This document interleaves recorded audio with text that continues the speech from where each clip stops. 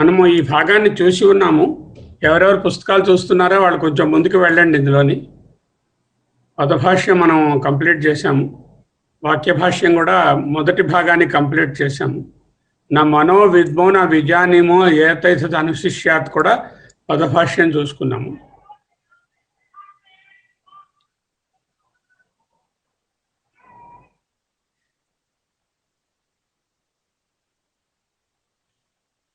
వాక్య భాష్యం కూడా చూసాం. దీన్ని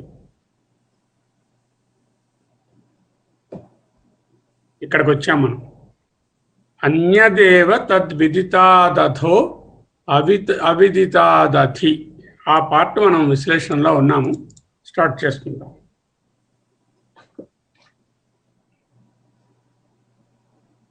బహుశా ఆయన రీస్టార్ట్ చేసుకోవడం అలాంటిది చేసుకోవడం బట్టి మనం స్టార్ట్ చేసుకుందాం. సో ఇక్కడ ముఖ్యంగా మనం తెలుసుకోవాల్సినవి ఏంటంటే ఇక్కడ చూడండి అమ్మా, అందరూ కూడాను అన్యదేవ తద్ విదితాత్ అథో అవిదితాదధి రెండు వాక్యాలుగా స్ప్లిట్ చేసుకోవాలి. మీరు రాయండి రవి, తర్వాత ప్రొజెక్ట్ చేద్దరు. కానీ తత్ విదితాత్ అన్యత్ ఏవ అది ఒక వాక్యం. తత్ విదితాత్ అన్యత్ ఏవ ఇక్కడ రాస్తున్నా. సరే, రెండవది ఏంటంటే అథో అవిదితాత్ అధి. రెండవ వాక్యము అవిదితాత్ అధి అంటే రెండు మాటలు వచ్చాయి కదా, విదితము అవిదితము అనేటటువంటివి. వాటిని భగవత్పాదులు ఎక్స్ప్లెయిన్ చేస్తున్నారు. అన్యదేవ తద్ విదితాత్ అథో అవిదితాదతి ఇతి. అన్యత్ అంటే పృథక్ అంటే వేరు, అన్యత్యేవా అంటే వేరు అని. దేనికన్నా వేరు? తత్ ఏమిటా తత్? యత్ ప్రకృతం శ్రోత్రాదీనాం శ్రోత్రాది ఇది ఉక్తం. ఇంతవరకు చెప్పుకున్నాం కదా, శ్రోత్రస్య శ్రోత్రం, మనసో మనో, వాచోమ వాచం ఏంటంటే చెప్పుకున్నాము. అవన్నిటికీ తత్ అనే పదం వాటన్నిటిని సూచిస్తుంది. అలాగే నా తత్ర చక్షుర్ గచ్చతి నా వాక్ గచ్చతి అని చెప్తున్నారు కదా.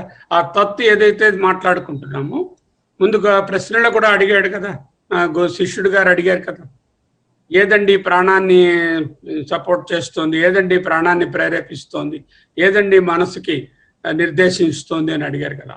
ఆ ఏది అనే తత్ అనే దాని గురించి ఇక్కడ మాట్లాడుతున్నాము అంటున్నారు. సో ఈ తత్ దేనికి సంబంధించింది?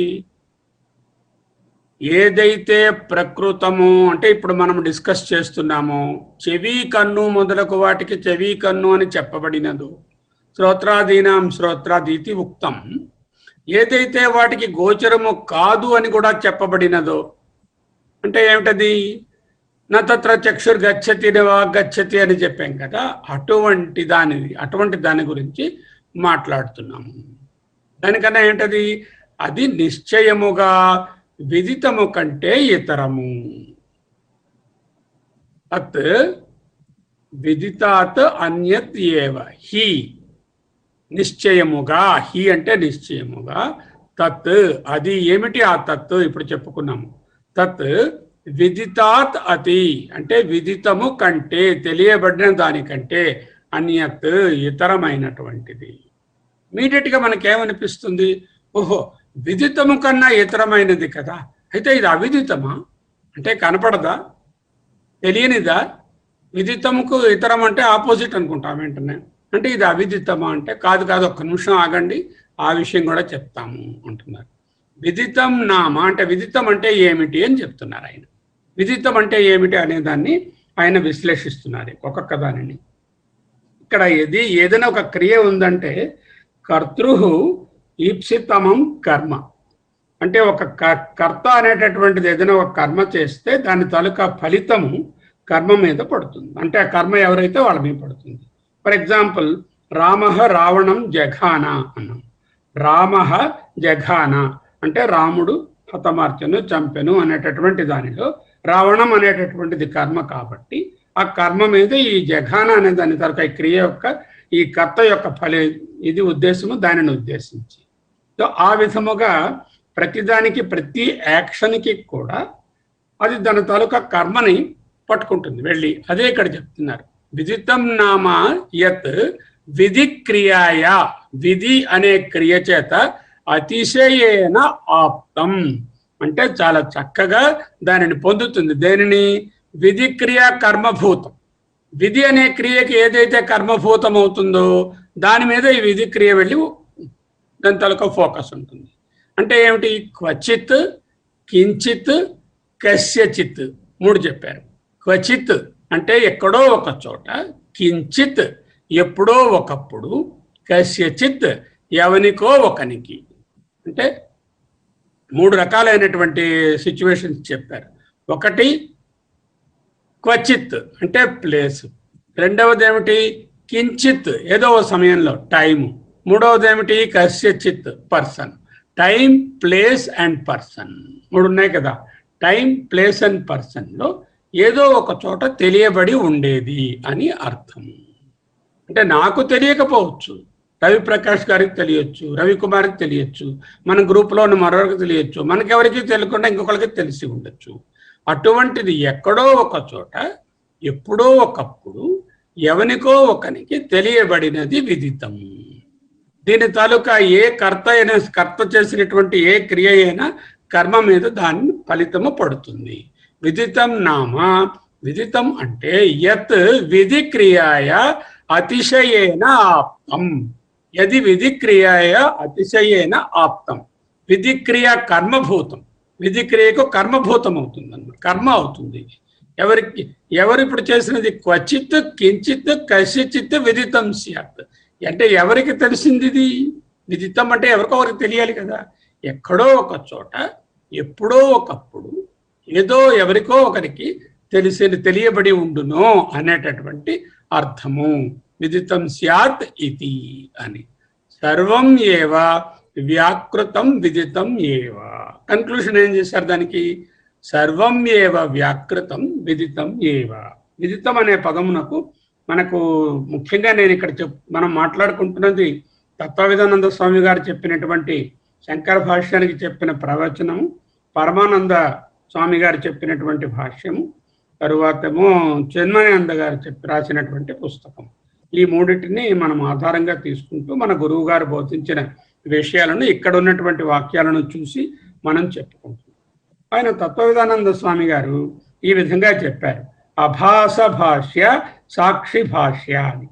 అంటే అభాస అంటే మన ఇంద్రియములకు తెలిసేవన్నీ కూడా మనకు నోన్ టు ద థింకర్.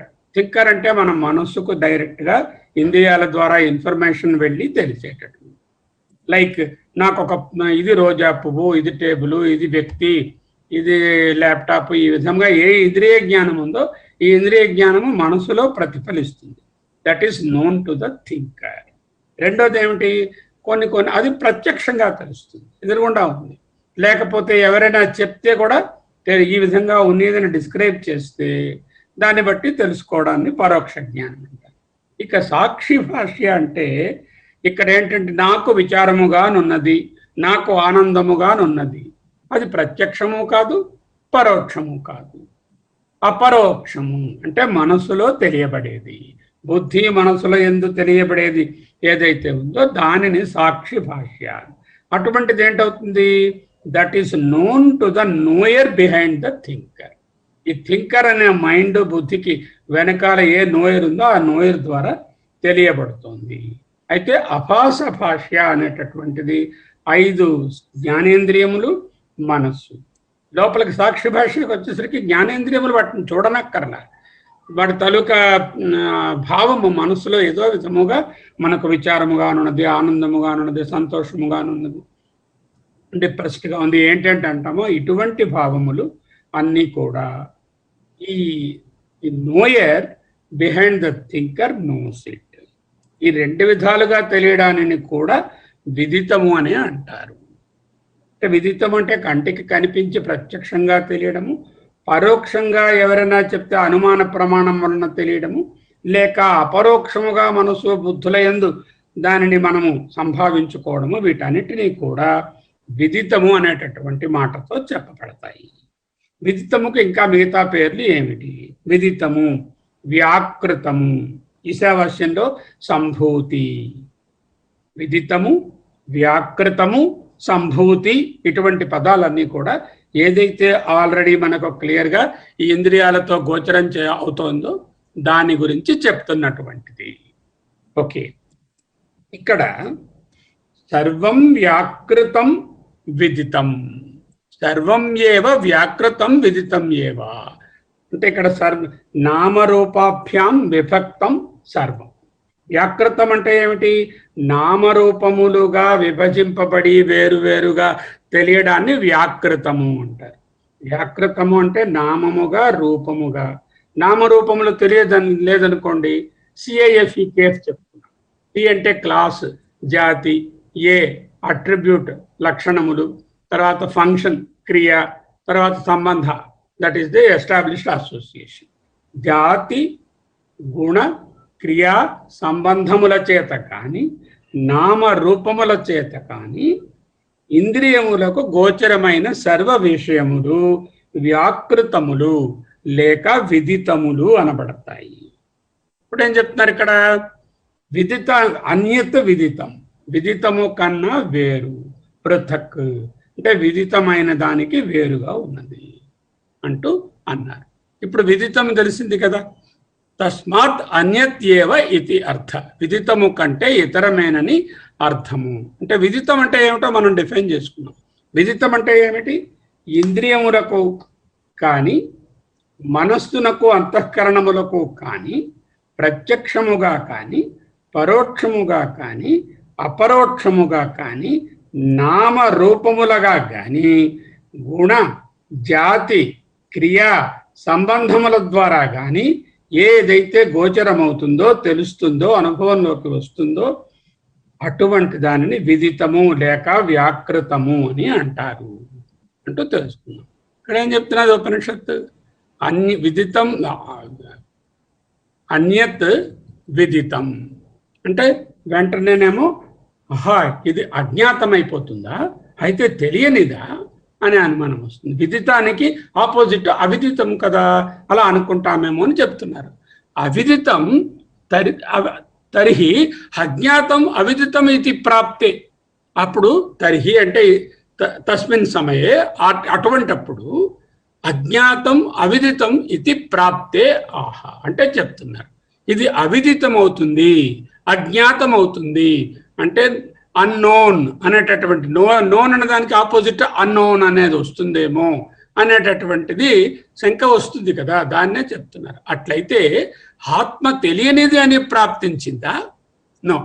ఇప్పుడు శృతి చెప్తుంది ఆహా అధో అపి అవిదితాత్ విదిత విపరీతాత్ అవ్యాకృతా విద్యా లక్షణాత్ వ్యాకృత బీజాత్.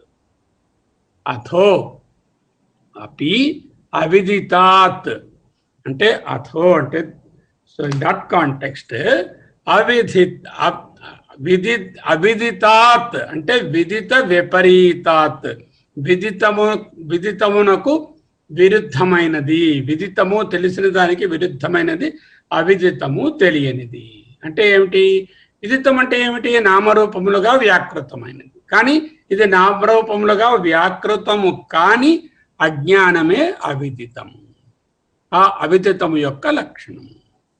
విదితం అంటే ఇంద్రియములకు కానీ మన అంతఃకరణములకు కానీ జాతి గుణ లక్షణ క్రియా సంబంధములు అనేటటువంటి వాటి విషయంగా నామరూపములుగా వ్యాకృతమై సంభూతమై ఉన్నది విదితము. అయితే అవిదితం ఏమిటి? అవిదితం అన్నది వ్యాకృతమునకు భిన్నము, విరుద్ధమైనది. ఏమిటా విరుద్ధమైనది? అవ్యాకృతము అని చెప్పుకోవచ్చు, లేకపోతే అసంభూతి అని చెప్పుకోవచ్చు. అది దాని తాలూకా అజ్ఞానము. వ్యాకృతము కాని అజ్ఞానమే అవిదితము. నామరూపములుగా వ్యాకృతమై తెలియబడే విదితమునకు బీజము అవిదితమే. ఇక్కడ ఆన్సర్ చెప్తున్నారు ఆయన. అంటే సీడ్ రూపంలో, అంటే ఒక వృక్షాన్ని ఊహించుకోండి. ఆ వృక్షము విదితమైన తర్వాత ఆ సీడ్ మనం పాతి చేస్తే ఇది గులాబీ చెట్టు, ఇది మామిడి చెట్టు అని చక్కగా వ్యాకృతమై విదితమై తెలుస్తుంది. అదే ఒక సీడ్ చూపించామనుకోండి, ఒక 4 రకాల 10 రకాల మనకి తెలియని సీడ్స్ ఏవో కలిపి తీసుకొస్తే ఈ సీడ్ ఏమిటి అని అడిగారు అనుకోండి, అందులోని మనకి తెలిసినవైతే ధాన్యం అయితే చెప్పిస్తాం, తెలియనటువంటి 4 రకాల గింజలు కలిపి తీసుకొచ్చి ఇది ఈ సీడ్ ఏమిటి అని ఎవరన్నా అడిగితే తెలిసిన వ్యవసాయదారుడు ఇది పలానా మొక్క అవుతుంది అని చెప్పవచ్చు. కానీ అది అవిదితమైన స్థితిలో బీజ రూపంలో ఉంది. అది వృక్షమైనప్పుడు లేక చెట్టు అయినప్పుడు మొక్క అయినప్పుడు అది ఏమిటో విదితం అవుతుంది. అంటే ఈ అవిదితములో విదితము యొక్క లక్షణములన్నీ కూడా బీజ రూపంలో ఉంటాయి.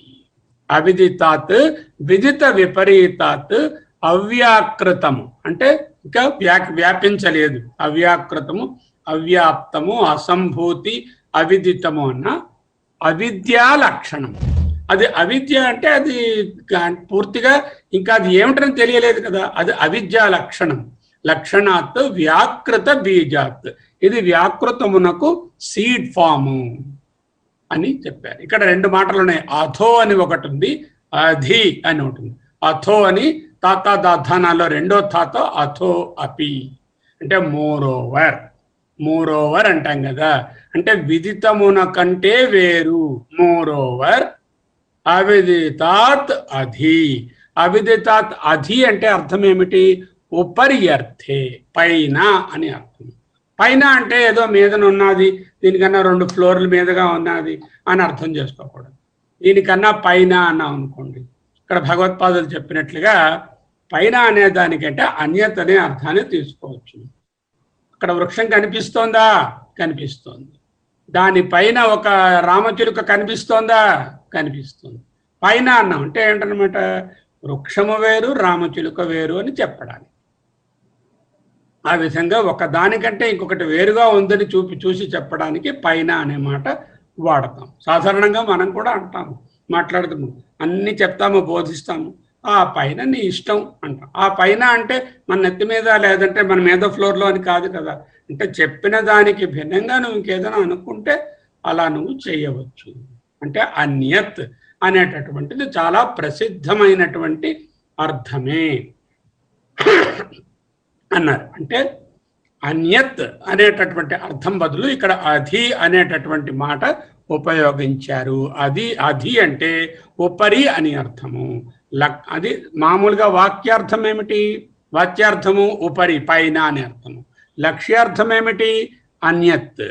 వాచ్యార్థము పైన, లక్ష్యార్థము అన్యత్ అంటూ భగవత్పాదులు బోధిస్తున్నారు. యద్ హి యస్మాత్ అధి ఉపరి భవతి అంటే ఎందుకంటే ఏది దేనికి పైన ఉందో, యద్ హి అంటే ఎందుకంటే, యత్ యస్మాత్ అధి ఉపరి భవతి తత్ తస్మాత్ అన్యత్ ఇది ప్రసిద్ధం. ఇక్కడ హి అంటే అక్కడ మళ్ళీ ఎందుకంటే అని మొదలెట్టారు కదా. ఏది దేనికి పైన ఉందో అది దానికంటే భిన్నమగునున్నది లోక ప్రసిద్ధమే. ఇక్కడ మూడు మాటలు మనకి వివరించారు. మొదటిది ఏమిటి? అన్యత్ విదితం. విదితం అంటే చెప్పుకున్నాము, విదితమున కంటే వేరైనది. వెంటనే ఓహో ఇది విదితమున కంటే వేరైనది అంటే అయితే తెలియదా, బ్రహ్మమున తెలుసుకొనలేరా ఎవరును అనేటువంటి ఒక శంక వస్తుంది. వెంటనే ఉండండి ఆగండి అని చెప్పి అవిదితాత్ అపి, అధి అంటే పైన ఉన్నది, అథో అపి అంటే మోరోవర్, అవిదితాత్ అంటే అవిదితము కంటే కూడా పైన ఉన్నది, అది వేరైనది. అయితే అవిదితం అంటే ఏమిటి? అవిదితం అంటే విదితమునకు విరుద్ధమైనది. విదితము నామరూపములుగా తెలిసేది, అవిదితము నామరూపములుగా వస్తురూపంగా ఇంద్రియాలతో పట్టుకోలేకుండా ఉండేటటువంటి లక్షణం. దానినే అవ్యాకృతము, అవిదితము, అసంభూతి లేకపోతే బీజస్థితి, ద సీడ్ ఫామ్ అని చెప్పుకోవచ్చు. గర్భంలో పిండం ఉంటుంది, అమ్మాయి నెల తప్పిందండి అని చెప్పుకుంటారు. అయితే ఏమిటండి ఏ బేబీ ఇంకా తెలియదండి, సీడ్ ఫామ్లో ఉన్నదండి గర్భంలో. గర్భస్థ శిశువు జననమైన తర్వాత ఆడ మగ వ్యాకృతం అవుతుంది, విదితం అవుతుంది. విదితం అవడానికి ముందు అవిదిత రూపంలో బీజ రూపంలో ఉంటుంది. అటువంటి బీజ రూపంలో వృక్షం తీసుకుంటే మహావృక్షానికి చిన్న చెట్టుకి కూడా ఆ గింజ ఏ విధముగా బీజప్రాయమో అవిదితంగా ఈ బీజ రూపంగా ఏ విధంగా ఈ వృక్షం తాలూకా సర్వ లక్షణములు ఉన్నాయో ఈ సర్వ సృష్టి తాలూకా విదిత రూపము బీజ రూపముగా మాయా అనేటటువంటి అవ్యాకృతము లేక మాయా అనే దానిలో ఉన్నదని మనం చాలాసార్లు ముందు తెలుసుకున్నాం. అవ్యాకృతోపాసన, వ్యాకృతోపాసన, సంభూతి అసంభూతి చెప్పినప్పుడు చెప్పుకున్నాం. అంటే ఇక్కడ ఏం చెప్తున్నారు అప్పుడు? అవిదితము కన్నా వేరైనది అంటే ఆ బీజ రూపముగా వ్యష్టి రూపము, సమష్టి రూపము. వ్యష్టి రూపములో బీజ రూపం ఏమిదో మనకి తెలుసు, చెట్టు, పిల్లవాడు, వీటికి బీజ రూపం.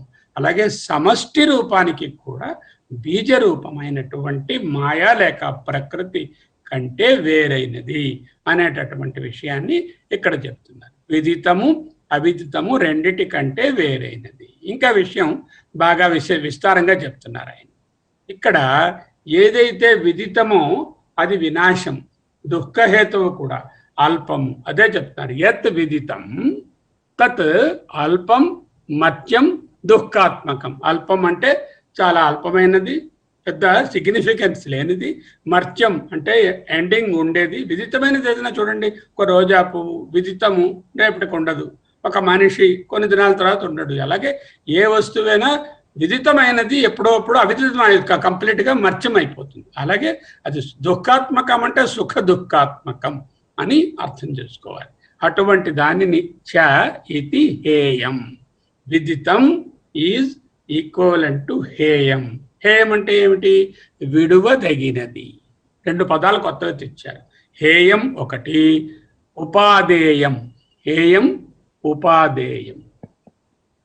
ఉపాదేయం ఉపాదేయం హేయం. హేయం అంటే విడువదగినది. యత్ విదితం ఏదైతే వ్యాకృతమో విదితమో తత్ అది అల్పం మత్యం దుఃఖాత్మకం చ మరియు ఇతి హేయం. ఏది తెలియబడేదో అది అల్పము, వినాశి, దుఃఖహేతువు కూడా అగును కనుక దానిని విడువదగును. విదితము అల్పము కనుక బ్రహ్మ విదితము కంటే ఇతరము. ఎందుకంటే బ్రహ్మ అనల్పము, అనంతము. ఇట్లా చెప్పగా బ్రహ్మ అయితే విడువదగినది కాదని చెప్పినట్లగు. ఆ విధంగా చెప్తే ఇలా చెప్పాను, బ్రహ్మ విదితము కంటే వేరు అని చెప్పినట్టే.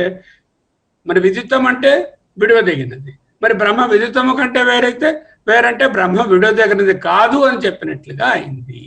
అదే విధముగా అవిదితము కంటే పైన అంటే ఇతరమని చెప్పగా బ్రహ్మ ఉపాదేయము కూడా కాదు. విదితము అవిదితము, విదితము హేయము, అవిదితము ఉపాదేయము. ఉపాదేయం అంటే ఏమిటి? పట్టుకోవలసింది. విడువవలసినది హేయము, పట్టుకోవలసినది ఉపాదేయము. సరే, బ్రహ్మ పట్టుకోబడేది కూడా కాదు, ఎందుకంటే అవిదితము కన్నా వేరని చెప్తున్నారు కదా. విదితము కన్నా వేరు అంటే విడువదగినది కాదు, అవిదితము కన్నా వేరు అంటే పట్టుకోబడేది కాదు. జ్ఞాతవ్యమే, పట్టుకోబడేది కాదు. అవిదితము కంటే పైన లేక ఇతరమని చెప్పగా బ్రహ్మ పట్టుకోబడేది కాదు అని చెప్పినట్లేదు. ఏలననగా చెప్తున్నారు దానికి. తస్మాత్ విదితాత్ అన్యత్ బ్రహ్మ ఇది ఉక్తేతు అహేయత్వం ఉక్తం స్యాత్. తస్మాత్ దేర్ఫోర్ విదితాత్ అన్యత్, విదితము కంటే వేరు అని బ్రహ్మ అని చెప్తే అహేయత్వం అంటే హేయము కాదు అని చెప్పినట్లయినది. హేయము అంటే విడువదగినది కాదు. తథా అదే విధముగా అవిదితాత్ అధి ఇది ఉక్తే, అవిదితాత్ కన్నా ఉపరి, అధి పైన అని చెప్పడంలో అనుపాదేయత్వం ఉక్తం స్యాత్. ఉపాదేయము పట్టుకోవడం, అనుపాదేయత్వం అంటే బ్రహ్మ అయితే పట్టుకొనబడేది కాదు, ఉపాదేయ గుణము కలిగినటువంటిది కాదు, ఉపాదేయత్వము కలిగినటువంటిది కాదు. అదే అనుపాదేయత్వం ఉక్తం స్యాత్. ఇప్పుడు ఏదైనా సరే కారణము కార్యము ఉంటాయి. కారణము అంటే ద సీడ్ ఫామ్, బీజ రూపము. ఈ కారణము నుంచి కార్యము ఏర్పడుతుంది. ఏదైనా ఒక కార్యార్థము, ఒక పని చేయాలి అంటే కారణ రూపమైన దానిని తీసుకొని దాన్ని కార్యరూపంలోకి మారుస్తారు. సింపుల్గా చెప్పాలంటే ఒక కుండ చేయాలి కుమ్మరి ఆయన అంటే కారణ రూపమైనటువంటి మట్టిని తీసుకొని కార్యరూపమైనటువంటి కుండగా మారుస్తారు. అంటే కారణము లేనిదే కార్యము సిద్ధించదు, కార్యరూపం రాదు కదా. అంచేత కారణ రూపము నుంచి కార్యరూపమునకు మారుతుంది. కారణ రూపంలో అది సూక్ష్మంగా ఉంటుంది. అది స్థూలంగా అవడాన్ని కార్యరూపము అంటారు. అలాగే బంగారము ముద్దను తీసుకుని నగలు తయారు చేస్తారు. ఇది కారణం ఏమిటి? బంగారం. కార్యం ఏమిటి? నగ. కారణము మట్టి, కార్యము అక్కడ కుండ. అలాగేనేమో పత్తి లేక ఇదేమో అది మామూలుగా కారణం అవుతే నేయబడినటువంటి దుస్తులు బట్టలు ఇవేమో కార్యము అవుతాయి. యత కార్యార్థం హి కారణం అన్యత్ అన్యేన ఉపాదీయతే. కార్యార్థం అంటే ఆ ఫలితాన్ని, కార్యం తాలూకా ఫలితాన్ని సాధించడానికి అన్యేన అన్యత్ కారణం ఉపాదీయతే.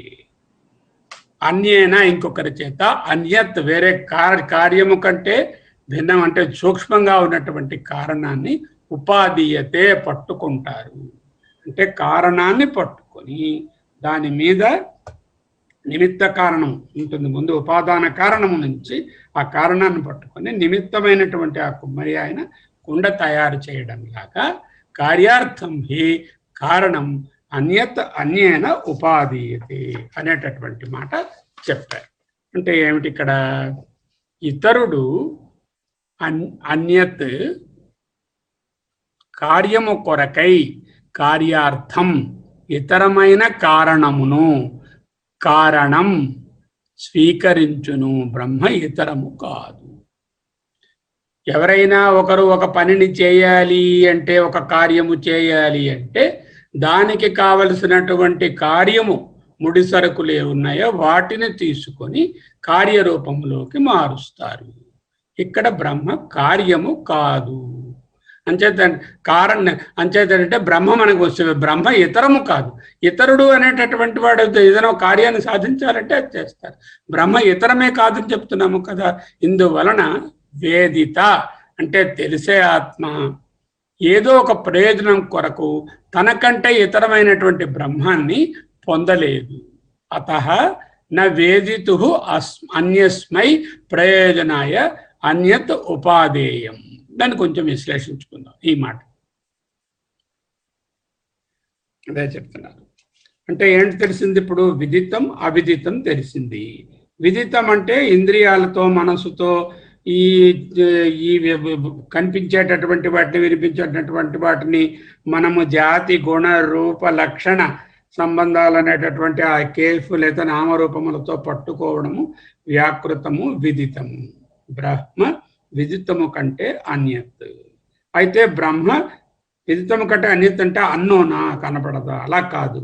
అది అవిదితము కంటే కూడా పరము. అంటే పర అంటే మీదాన్ని, మీద అంటే పైన అని, పైన అంటే పరం కాదు. అవిదితము కంటే పైన అన్నారు.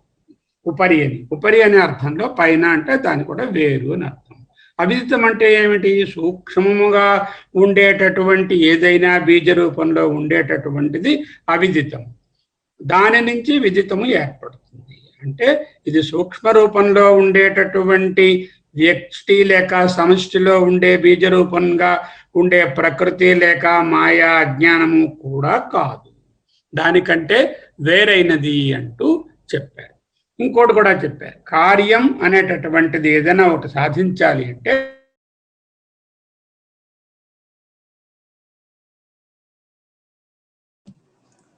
సారీ అండి, తప్పకుండా మ్యూట్ చేస్తాను. మ్యూట్ చేసుకున్నాం, పర్వాలేదు, మ్యూట్ చేసుకున్నాం. సో కార్యమును సాధించడానికి కారణం నుంచి కార్యం వైపు వస్తాం ఏదైనా కార్యసిద్ధి కోసం. ఇక్కడ బ్రహ్మ ఇతరము కాదు, ఇది కార్యము కాదు అంటూ చెప్పారు. ఇక్కడికి వచ్చేసరికల్లా రెండు విషయాలు తెలిసాయి. ఒకటి, విదితము అంటే ఇది అల్పము, మర్త్యము, దుఃఖము, కాబట్టి హేయం. అవిదితము అంటే ఉపాధేయం, ఎందుకంటే అవిదితాన్ని తీసుకుని పట్టుకునే మనం కారణాన్ని సంపాదించుకోవాలి. ఆ కారణాన్ని నుంచి కార్యాన్ని పట్టుకోవాలి. అది పట్టుకోవడానికి వీలు లేదు. బ్రహ్మ విడవబడేది కాదు, పట్టుకోవడానికి కూడా వీలు పట్టుబడేది కాదు. అంటే దాన్ని సిద్ధించడానికి అవిదితం, అనుపాదేయం. అవిదితం అంటే అనుపాదేయత్వం, అవిదితం అంటేనేమో అహేయత్వం. రెండు చెప్పినట్లయింది. అహేయత్వం, అనుపాదేయత్వం అని రెండు కూడా చెప్పినట్లు అయినది. అప్పుడు శిష్యుడికి ఎలా ఉంటుంది?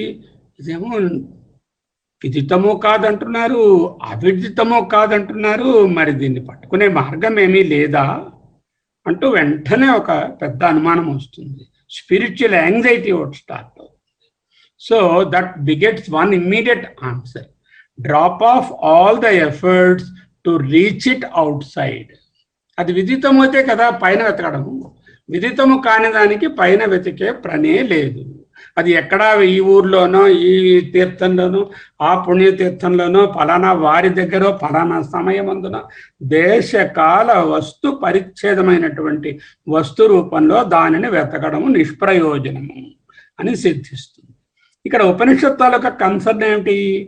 5 Upanishad is saying like this: the trace of objectivity, కొంచెం కూడా ఇది వస్తువు అనేటటువంటిది పట్టుకోవచ్చు అనేటటువంటి విషయాన్ని త్రోసిపుచ్చడానికి the minimum trace of objectivity. Object అంటే ఏంటి? ఓమాక్ట్. ఓమాక్ట్లో ఇంద్రియాలతో వ్యాకృతంగా విదితంగా సంభూతంగా పట్టుకోగలిగినటువంటిది కాదు అని చెప్పడానికి.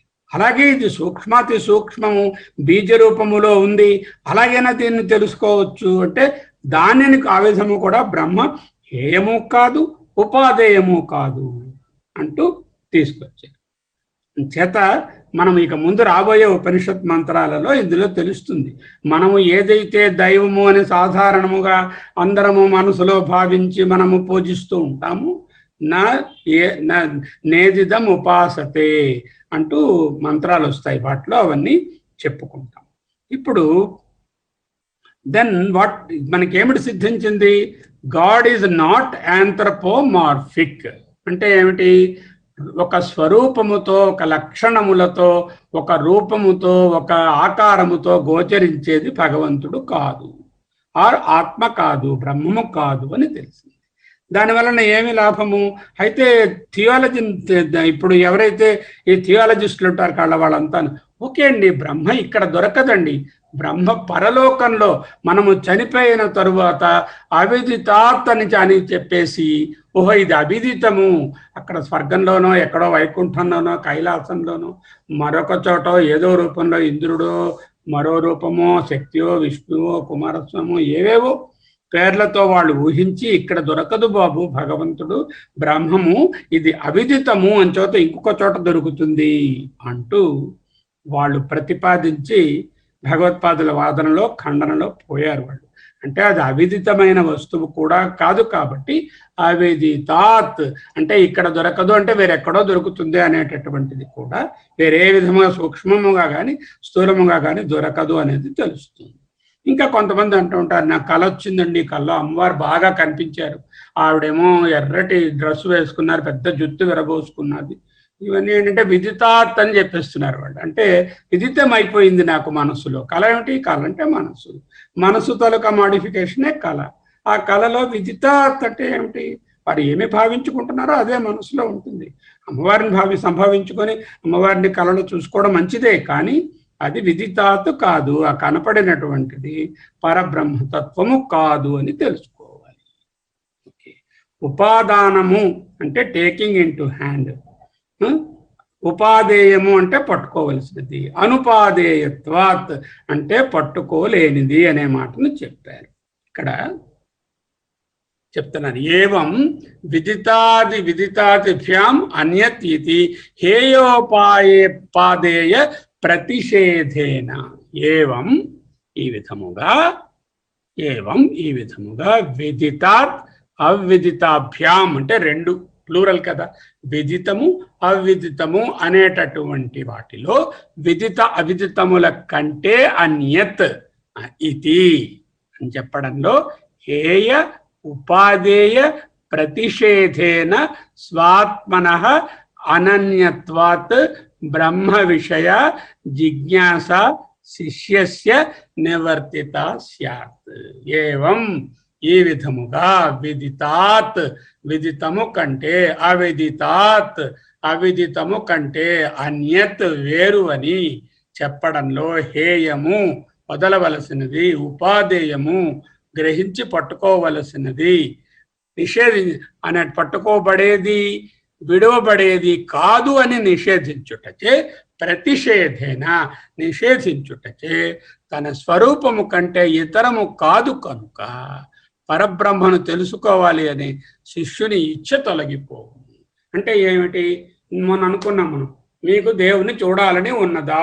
అందరం కూడా అందరూ చెప్తాం, అవునండి నాకు దేవుణ్ణి చూడాలని సాధ్యం కాదు. ఎందుకంటే అది ఒక వస్తు రూపముగా, ఒక వ్యక్తి రూపముగా మన ఎదురుగా సాక్షాత్కరించడు. మనకి మురమి చేపట్టి నాయన నిన్ను ఆశీర్వదిస్తున్నాను అని సినిమాలోనేమో చూపించిన విధముగా ఉండదు. అంచేత ఏంటంటే శిష్యుడికి ఆ విధంగా ఆబ్జెక్టివే అయ్యి ఒక ఆబ్జెక్ట్గా దర్శించాలి అనేటటువంటి యాంగ్జైటీ, ఇంక్విజిటివ్నెస్ పోతుంది. దానివల్ల ఏంటవుతుంది? తన స్వరూపమే ఆత్మని తెలుసుకోవడానికి మొదటి మెట్టు అదే. మొదటి మెట్టు ఏమిటంటే ఎదురుగా అన్యముగా, ద్వైతముగా, వేరేగా, రూపముగా, వ్యక్తిగా, లక్షణములతో నామరూపములుగా కనిపించేటటువంటి పరబ్రహ్మం ఎప్పటికీ ఉండదు అనేటటువంటిది వాడికి తెలిసిపోతుంది. అదే శిష్యునకు బ్రహ్మ విషయ జిజ్ఞాస శిష్యస్య నివర్తిత స్యాత్, తొలగిపోయినది కదా. నహి అన్యస్య స్వాత్మనో విదితాభ్యాం అన్యత్వం వస్తునః సంభవతి. ఏమిటంటున్నారు? ఆత్మయై ఉండుటయే కానీ ఆత్మను తెలియుట సంభవము కాదు. యు కెన్ బీ యాజ్ ఆత్మ, but you cannot become the ఆత్మ. యు కెనాట్ బిగెట్ ద ఆత్మ. You cannot travel and reach the ఆత్మ. You cannot modify something and create an Atma. ఉత్పత్తి, ఆప్తి, వికార, సంస్కారములకు లోబడనటువంటిది. అంటే బ్రహ్మము కొత్తగా మనము కల్పించుకోలేము. ఉత్పత్తి లేదు. ఆప్తి, ఎక్కడికో ట్రైన్ ఎక్కో ఫ్లైట్ ఎక్కో పొందలేము. ఏదో ఒక రూపముతో, వికారముతో అంటే రూపముతో చూడలేము. సంస్కారం, ఉన్నదాన్ని ఏదైనా బాగా సంస్కరించి ఇది బ్రహ్మముగా తయారు చేసి పట్టుకోలేము. అదే చెప్పడానికి ఆత్మయే ఉండుటయే కానీ ఆత్మను ఆబ్జెక్టివ్గా తెలియటం సంభవము కాదు. నహి అన్యస్య స్వ ఆత్మనః అన్యస్య, అంటే ఆత్మయే ఉండుట తప్ప విదిత అవిదితాభ్యాం అన్యత్వం వస్తునః, మిగతా వస్తువుల వలె సంభవతి ఇది ఆత్మ బ్రహ్మ ఇది ఏష వాక్యార్థ. అన్యత్వం వస్తునో సంభవతి న, కాబట్టి ఆత్మ బ్రహ్మ ఇతి. దీని తలుక పిండితార్థం ఏమిటంటే ఈ డిస్కషన్ అంతా కూడా ఆత్మ బ్రహ్మేతి, ఆత్మ బ్రహ్మ ఇతి ఏష వాక్య అర్థ. విదితము కంటే వేరు కాదు, అవిదితము కంటే వేరు కాదు అని చెప్పడంలో ఆత్మ బ్రహ్మేతి అనేటటువంటిది పిండితార్థము. దానికి ఏమిటి రూఢి? రిఫరెన్సెస్. అయం ఆత్మా బ్రహ్మ, మాండుకోపనిషత్ మహావాక్యం. ఈ ఆత్మ అపహత పాప్మ, పాప్మ అంటే పుణ్య కూడా, అపహత తొలగింపబడిన, కొట్టబడిన, పాప్మ పాప పుణ్యములు లేనటువంటి, సోకనటువంటిది ఆత్మ. ఛాందోగ్యం. యత్ సాక్షాత్ అపరోక్షాత్ బ్రహ్మ. చెప్పుకున్నాము, ప్రత్యక్షము అంటే వస్తువుగా కనిపించేది, తర్వాత పరోక్షము ఇక అనుమాన ప్రమాణంతో తెలుసుకునేది, అపరోక్షము మనసులో భావించుకునేది. ఇది కూడా కాదు. ఇప్పుడు ఇదేమిటైంది? సాక్షాత్ అపరోక్షాత్ అంటే అపరోక్షమునకు సాక్షి ఏదో సాక్షాత్ అపరోక్షాత్ బ్రహ్మ. బృహదారణ్యకం 3:4-1 డీటెయిల్డ్గా చూస్తే అక్కడ తెలుస్తుంది. ఈ ఆత్మ సర్వాంతర, ఇది ఇంకొక బృహదారణ్యకం శృతి వాక్యం. 4 శృతి రిఫరెన్సెస్ ఇచ్చారు ఆయన. ఆత్మ బ్రహ్మ ఇతి అనేటటువంటి పిండితార్థాన్ని వీటిలోంచి సాధించాము. ఎలా సాధించాము? విదితము కన్నా వేరు కాదు, వ్యాకృతము కన్నా విదితము కన్నా వేరు, వ్యాకృతము కన్నా వేరు, కనిపిస్తున్న దానికన్నా వేరు, నామరూపముల కన్నా వేరు. ఇది హేయము కాదు. విదితమవుతే హేయము. అవిదితము కన్నా వేరు అంటే సూక్ష్మము, అంటే బీజరూపము. బీజరూపము కన్నా వేరు అంటే ఇది కారణము. ఈ కారణమును బట్టి కార్యాన్ని పట్టుకోవచ్చు అని సాధించే విధంగా కారణ రూపంలో కూడా దీనిని పట్టుకోలేము. అంటే మాయా లేక ప్రకృతి దానికంటే కూడా ఇంకా భిన్నమైనటువంటిది. అంటే ఉపాదేయమైనటువంటి పట్టుకోబడేటటువంటి వస్తువు కాదు. దీన్ని బట్టి ఏం తెలిసిందంటే శిష్యుడి గారికి బ్రహ్మను ఏ విధముగా బాహ్యముగా కానీ అంతరంగా మనసులో కానీ భావించి పొందలేరు. అయితే ఆయన నిశ్చయం ఏమిటి? ఆత్మ నీవే అని తెలుసుకోవడమే ఉపనిషత్ తాలూకా ముఖ్యమైన ఉద్దేశం. అంచేత ఇక్కడ ఏంటి తెలిసింది? ఆత్మ బ్రహ్మ ఇది అనేటటువంటిది పిండితార్థం. ఈ పిండితార్థానికి సపోర్ట్ ఏమిటి? అయం ఆత్మ బ్రహ్మ మాండూక్యోపనిషత్ మహావాక్యం. ఈ ఆత్మ అపహత పాప్మ అంటే ఛాందోగ్యోపనిషత్. యత్ సాక్షాత్ అపరోక్షాత్ బ్రహ్మ బృహదారణ్యకోపనిషత్. య ఆత్మ సర్వాంతరః. ఈ ఉపనిషత్ వాక్యాలు ఇత్యాది శృత్య అంతరేభ్య చ ఇది వాటి తాలూకా ఇన్నర్ మీనింగ్ కూడా అదే. తన స్వరూపము కంటే ఇతరమైన వస్తువు విదిత అవిదితముల కంటే ఇతరము కూడా సంభవము కాదు. విదితము కంటే వేరు, అవిదితము కంటే వేరు అంటే మిగిలినది ఒక్కటే, అదే స్వరూపము, నోయర్, ఆత్మ మాత్రమే. ఆత్మ మాత్రమే విదిత అవిదితముల కంటే ఇతరము అంటే స్వస్వరూపమే, అంటే ఆత్మయే. ఆత్మ అంటే తన తాలూకా నోయర్ అనేది అంటాము, అది ఆత్మయే బ్రహ్మ అని ఈ వాక్యమునకు అర్థము. ఏష వాక్యార్థ ఆత్మ బ్రహ్మేతి. ఏలననగా ఈ ఆత్మ బ్రహ్మము, అయం ఆత్మ బ్రహ్మ, తొలగిన పుణ్యపాపములు గల ఆత్మయే బ్రహ్మము. ఈ ఆత్మ అపహత పాప్మ, పాప్మ అంటే పుణ్యపాపము. ఏ అపరోక్ష సాక్షి చైతన్యము గలదో అది ఏ బ్రహ్మ. యత్ సాక్షాత్ అపరోక్షాత్ బ్రహ్మ. ప్రత్యక్షము కాదు, పరోక్షము కాదు, అపరోక్షము కాదు, సాక్షాత్ అపరోక్షమే బ్రహ్మ. ఆ అపరోక్షమునకు కూడా ఏది సాక్షియో, the knower of the thinker ఎవరు, అది ఏ ఆత్మ గలదో అది సర్వము. ఇక్కడ ఏ ఆత్మ సర్వాంతర. సర్వాంతర అంటే ప్రపంచమంతా అనే అర్థము కాదు. ఇక్కడ సర్వము అంటే దేహేంద్రియాదవులకు అన్నిటికీ కూడా అంతరము. అందుకే శ్రోత్రస్య శ్రోత్రం, మనసో మనో, వాచమో వాచం, అన్నిటికీ ఓదానికి ఇదే అంటే ఇత్యాదిగా ఇతర శృతులు కూడా చెప్పుచున్నవి. అంటే ఆ 4-5 శృతి ప్రమాణాలతో ఈ వాక్యాన్ని జాగ్రత్తగా డిరైవ్ చేసి మనకు పిండితార్థం ఆత్మ బ్రహ్మేతి అనేటటువంటి దానిని సాధించారు. ఆత్మ బ్రహ్మ ఇతి అనే దాన్ని మనకి పిండితార్థంగా ఇచ్చాడు. ఏవం సర్వాత్మనః సర్వ విశేషరహితస్య చిన్మాత్ర జ్యోతిషః బ్రహ్మతత్వ ప్రతిపాదకస్య వాక్యార్థస్య ఆచార్య ఉపదేశ పరంపరయా ప్రాప్తం. నెక్స్ట్ భాగంలో ఏం చెప్తున్నారు? అయితే మరి ఆబ్జెక్ట్గా పట్టుకోలేకపోతున్నాం, ఆబ్జెక్టిఫై చేయలేమంటున్నారు. అవిదితము కన్నా వేరంటున్నారు, విదితము కన్నా వేరంటున్నారు. మరి ఎలాగండి?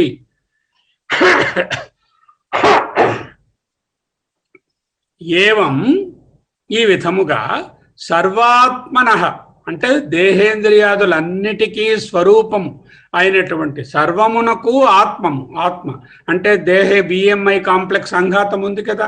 ఈ ఇంద్రియములు, మనోబుద్ధులు, చిత్తము, ఈ 4 అంతరింద్రియములు, 5 కర్మేంద్రియములు, 5 జ్ఞానేంద్రియములు, ఈ 14ంటికి ఎది స్వరూపమైనదో సర్వాత్మనః సర్వ విశేష రహితము అంటే ఏ విధమైన విశేషములు లేని సర్వ విశేష రహిత చిన్మాత్ర అంటే శుద్ధ చైతన్యం. చిత్ మాత్రమే, శుద్ధ చైతన్యమే అనే జ్యోతిష వెలుగే పరబ్రహ్మ అని బ్రహ్మత్వ ప్రతిపాదకస్య ప్రతిపాదించే వాక్యము యొక్క తాత్పర్యము. ప్రతిపాదకస్య వాక్యార్థస్య వాక్యం తాలూకా అర్థము తాత్పర్యము ఎలా తెలిసింది? ఆచార్యోపదేశ పరంపరయా ప్రాప్తం. ఒక తరము వారి ఇంకో తరం వారికి ఆచార్యులు ఒకరికొకరు ఉపదేశించడం వల్ల వచ్చింది. సరే, ఈ గురువు గారిని వెళ్ళి ఆ శిష్యుడు అడిగారు, సరే మీకు ఎలాగండి తెలిసింది? మా గురువు గారు చెప్పారు. వారి గురువు గారి దగ్గరికి వెళ్ళి అడిగారు అనుకోండి, వారి గురువు గారు చెప్పారు. వారి గురువు గారి దగ్గరికి వెళ్ళి అనుకోండి, వారి గురువు గారు. అలా అడుగుతూ పోతే ఆఖరికి దక్షిణామూర్తి దగ్గరకో, లేకపోతే హయగ్రీవ స్వామి దగ్గరకో, లేకపోతే జగద్గురు అయినటువంటి కృష్ణం వందే జగద్గురుం దగ్గరకో, లేకపోతే పరమాత్మ దగ్గర నుంచి వచ్చింది. నిశ్వసితం కదా, అక్కడి నుంచి వచ్చింది, అక్కడకు చేరవలసి ఉంటుంది. ఆ విధముగా పరంపరయా చెప్తాం కదా మనము, సదాశివ సమారంభం వ్యాస శంకర మధ్యమాం అంటాం, అలాగే నారాయణ సమారంభం అంటాం. ఈ విధంగా అక్కడి నుంచి కింద వరకు ఆచార్యుల నుంచి ఆచార్య ఉపదేశ పరంపరయా వచ్చినటువంటిది. ఏవ అధిగంతవ్యం అంటే ఈ విధముగా నా తర్క ప్రవచనేన మేధ బహునా, ఈ విధముగా వారి నుంచి వచ్చిందే కానీ తర్కము చేత కానీ ప్రవచనముల చేత కానీ ఎక్కువగా ఆలోచించి బాగా తెలివైన వాడినండి నాకు బ్రహ్మము తెలిసిపోయింది అనడానికి కానీ బహునా రకరకమైన ప్రయత్నముల చేత కానీ మనకు తెలియదు. ఈ విషయమునే ఇతి శృతి ఏం చెప్తోంది, ఇతి శుశ్రుమ అని చెప్తోంది అనమాట. శృత తపో యజ్ఞాధిభిశ్చ ఏమిటంటే చెప్పారు అక్కడ, దేంతో సాధ్యం కాదన్నారు. నా తర్కత నా ప్రవచనేన నా మేధ నా బహు శృత తపో యజ్ఞాదిభిశ్చ మొదలైన వాటితో వీలు పడదు. ఈ విధముగా ఆచార్యుడు ఉపదేశించే పరంపరగానే తెలియాలి కానీ పరబ్రహ్మను తర్కము వలన కానీ తెలియజాలము. గొప్ప ఉపన్యాసములు చెప్పుట, ధారణాశక్తి, మేధ, పాండిత్యము మొదలగు వాటిచే కూడా పరబ్రహ్మ తెలియబడదు. ఈ విధముగా మేము పూర్వకాలీనులమైనటువంటి ఆచార్యుల వచనములను విని ఉన్నాము. ఇది ఏవం శుశ్రుమ శృతవతో వయం, శృతవంతో అంటే విని ఉన్నాము. వయం పూర్వేషాం ఆచార్యాణం వచనం, పూర్వేషాం అంటే మా పూర్వులైనటువంటి మా పూర్వకాలీనులైనటువంటి ఆచార్యుల వచనముల వలన విన్నాము. ఏ ఆచార్య నహ అంటే మా కొరకు, సరే అక్కడ నహ చాలా ఇంపార్టెంట్. ఒక గురువు గారు ఒక శిష్యుడి కోసము ఒక గురువు గారికే తెలియడమో కాదు, ఏ ఆచార్య ఎవరెవరైతే ఉన్నారో పూర్వాచార్యులు అందరూ కూడా నహ అస్మభ్యం తత్ బ్రహ్మ వ్యాచ చక్షిరే, అస్మభ్యం అంటే మా కొరకు, మా వంటి వారి కొరకు, తత్ ఆ బ్రహ్మను, వ్యాచ చక్షిరే అంటే వ్యాఖ్యాతవంత, విస్పష్టం కథితవంత. వ్యాచ చక్షిరే అనేదానికి రెండు బాగా చెప్పారు, వ్యాఖ్యానము చేశారు, విస్పష్టంగా మాకు బోధించారు. విస్పష్టం కథితవంత వ్యాఖ్యాతవంత ఇది వ్యాచ చక్షిరే అనేటటువంటిది తేషాం ఇది అర్థ అంటూ ఆ మూడో మంత్రాన్ని అక్కడికి ఈ వాక్య పదభాష్యాన్ని ముగించారు. అయితే అవతారిక కూడా చదివేసుకుందాం. అవతారిక దేనికి, నాలుగో మంత్రానికి అవతారిక. అన్యదేవ తత్ విదితాదధో అవిదితాదధి ఇత్యనేన వాక్యేన అన్యత్యేవ విదితాత్ అధో మోరోవర్ అవిదితాత్ అధి ఉపరి అనేన వాక్యేన ఆత్మా బ్రహ్మ ఇతి ప్రతిపాదితే, ఆత్మ బ్రహ్మాని, ఆత్మా బ్రహ్మ ఇతి అని కదా ఫైనల్ కన్క్లూషను. శ్రోతు అశంకాజాత, వాళ్ళకొక ఒక శంక కలుగుతుంది వినేవాళ్ళకి. ఏమిటి, మన అందరికీ అనుభవమే, దేవుడు మనకన్నా వేరే ఉన్నారు, ఆయన పలానా కోవిల్లో ఉంటారు, పలానా రూపంలో ఉంటారు, నా పూజా మందిరంలో ఉన్నారు, వారు నాకు రోజు ఆ వారి కృప వలన నేను ఇలా ఉన్నాను, వారిని నేను పూజించాలి, వేరేగా పూజించాలి. అన్యదేవ అనే వాక్యము ఆత్మయే బ్రహ్మాన్ని ప్రతిపాదిస్తుంది. విన్నవానికి వెంటనే ఆత్మ బ్రహ్మ ఎలా అవుతుంది చెప్పమా అనేటటువంటి ఆశంక కలుగుతుంది. ఏలననగా ఆత్మ అంటే కర్మ ఉపాసనల యందు యోగ్యత గల సంసారి అని వారి భావం. అంటే ఆత్మ అంటే నేను కదా ఆత్మ అంటేను, నేను బ్రహ్మం ఎలా అవుతాను, నేను కర్మల ఉపాసనల మీద యోగ్యత ఉన్న సంసారిని, నేను బ్రహ్మం ఎలా అవుతాను అని అనిపిస్తుంది. ఆ సంసారి కర్మ లేదా ఉపాసన అనే సాధనమును అనుష్ఠించి, కర్మ చేసాం అక్కడ ఈశావాస్యంలో, కర్మ ఒకటే చేయకండి, ఉపాసన ఒకటే చేయకండి, రెండు కలపండి, సముచ్చయం చేసుకోండి, కర్మకు ఫలితం ఇది, ఉపాసనకు ఫలితం ఇది అంటూ అక్కడ చెప్పారు. ఆ సంసారి కర్మ లేదా ఉపాసన అనే సాధనాలను అనుష్ఠించి దేవతలను కానీ స్వర్గములను కానీ పొందుతారు. కర్మల వలన ఏదో స్వర్గలోకాలు, దేవతల వల్ల ఊర్ధ్వ మార్గాలు, ఉత్తర మార్గాలు అంటూ దేవలోకాలు పొందుతారని అక్కడ నేర్చుకున్నాం. ఆ బ్రహ్మ వానికంటే భిన్నమై ఉపాసించబడే విష్ణువు, శివుడు, ఇంద్రుడు లేదా ప్రాణదేవత, మరోటి గాయత్రి దేవత ఏదో అయి ఉంటుంది అనుకుంటాము. అంచేత ఆత్మ హి నామ అధికృత ఆత్మ హి అంటే హి ఏలననగా ఆత్మానామ ఆత్మ అంటే అధికృత నేను, ఈ అధికృత అయినట్టు నేను కర్మణి ఉపాసనేచ సంసారి కర్మ ఉపాసనం వా, నేను కర్మలను చేస్తాను లేకపోతే ఉపాసనలు చేస్తాను, నేను సంసారిని కదా. కర్మ ఉపాసనం వా సాధనం అనుష్ఠాయ, వీటిని అనుష్ఠించి బ్రహ్మాది దేవాన్ స్వర్గం వా ప్రాప్తం, ఒకవేళ స్వర్గలోకాలో దేవలోకాలో పొందుతాను అనేట ప్రాప్తం ఇచ్చతి. తత్ తస్మాత్ అన్యః ఉపాస్యో విష్ణు ఈశ్వర ఇంద్ర ప్రాణ వా బ్రహ్మ భవితుం అర్హతి. ఆ విధముగా చేస్తే ఏంటవుతుంది, ఒక విష్ణువో శివుడో ఇంద్రుడో ప్రాణదేవతో మరి ఏ ఇష్టమైన దేవత కూడా వాటిని పూజించవద్దనటం లేదు, తప్పక పూజించుకోవాలి. భక్తి చాలా ప్రధానం. అయితే అది ఆత్మ అనేటటువంటి అర్థము అక్కడ సంభావం అవుతుంది. ఆత్మ అయితే కాదు, ఎందుకంటే ఆత్మయే బ్రహ్మ అనుట లోకజ్ఞానానికి విరుద్ధం. మనం ఎవరం కూడా నువ్వే బ్రహ్మ అన్నది ఏమిటంటే నేను బ్రహ్మ ఏమిటి, నాకు గట్టిగా చూస్తే నాకే పవరు లేదు, నేను బ్రహ్మని. మనం అంటే ఏమిటి, ఈ శరీరం అనుకుంటున్నాం. కాబట్టి ఏ విధముగానైతే ఇతర తార్కికులు నైయాయికులు ఈశ్వర సాంఖ్యులు మొదలగు వారు ఆత్మ ఈశ్వరుని కంటే భిన్నమని చెప్తారు, వాళ్ళందరూ అదే చెప్తారు. నైయాయికులు కానీ శాశ్వర సాంఖ్యులు, ఈ సాంఖ్యంలో శేశ్వర సాంఖ్యము నిరీశ్వర సాంఖ్యము. ఈశ్వర సాంఖ్యులు ఏంటంటారు, ఆత్మ వేరు ఈశ్వరుడు వేరు అంటూ చెప్తారు. ఆ విధంగా ఇక్కడ ఉపనిషత్తు మనకు బోధించటం లేదు. అదే విధముగా భగవంతుడు అనగానే మనకంటే భిన్నము అనేటటువంటి ఇవన్నీ అందరూ కర్మవాదులు కూడా అదే చెప్తారు, మీమాంసకులు. ఈశ్వరాత్ అన్యః ఆత్మ ఇది ఆచక్షతే.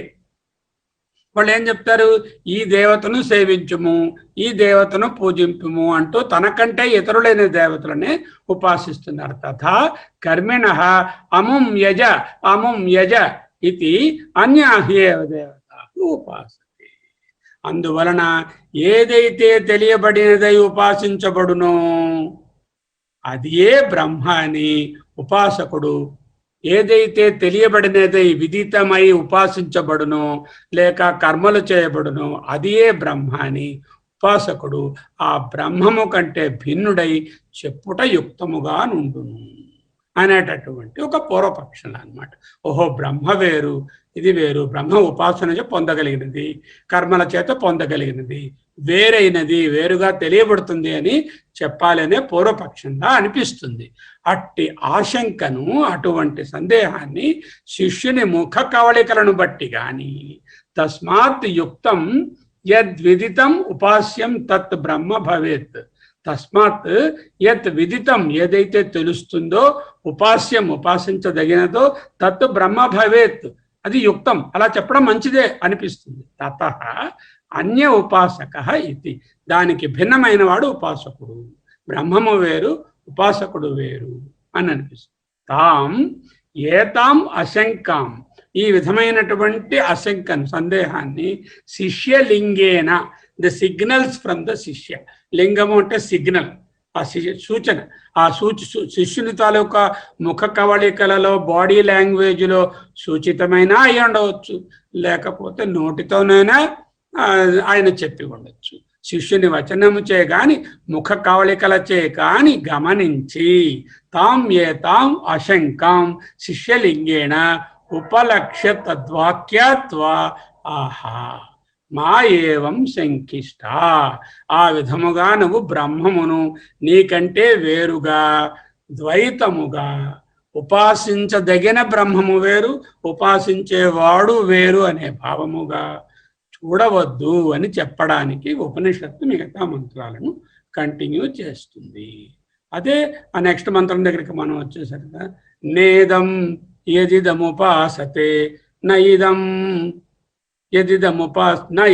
యదిదముపాసతే, నువ్వు ఏదైతే బ్రహ్మమని తదేవ బ్రహ్మత్వం విధి నేదం యదిదముపాసతే అంటూ వరాసగా 4-5 మంత్రాలు వస్తాయి. దానికి అవతారికగా ఇక్కడ ఈయన వ్రాసి ఉన్నారు. అది ఇక్కడతో ఈ భాష్యం అయినది. ఏమన్నా సందేహాలు ఉంటే ఆ మాట్లాడుకోవచ్చు. ఇంకొక 4-5 మాటలు చెప్పాలని ఉంది. ఇప్పుడు రవికుమార్ గారు తన తాలూకా ఇది ప్రొజెక్ట్ చేస్తే మనం మనం అది ఆలోచించుకుందాం. నేను సరిగ్గా క్యాప్చర్ చేయలేకపోయాను గురువు గారు. ఏమిటి క్యాప్చర్ చేయలేదు? ఇది అక్కర్లేదు, ఇప్పుడు ఇది క్యాప్చర్ చేయక్కర్లేదు. నేను మీకు ఇప్పుడు చెప్పింది రాయండి చాలు. ఇప్పుడు నేను రాయాలా? ఓకే, సరే. చెప్పింది మీరు అక్కడ టైప్ చేస్తూ ఉండండి. సరే ఉండండి, అలా అయితే కొత్త డాక్యుమెంట్ చేద్దాం అనమాట. ఇప్పుడు చెప్పినటువంటి డిస్కషన్ ని విల్ ట్రై టు డిరైవ్. మీరు షేర్ చేయండి మీ పేపర్ని. కొత్తగా డాక్యుమెంట్ క్రియేట్ చేశానండి. చేశారా? షేర్ చేస్తున్నారా మీరు? చేస్తున్నాను. మీరు అందరికీ కూడా గ్యాలరీ వ్యూలోకి వెళ్ళి మీరు అందరికి కనబడేటట్టు చేయండి. మీరు ఎక్కడున్నారు? Ravikumar curry, you have to make it add to pin, replace pin, అంటే మీది వచ్చేటట్టు ఉంటుంది.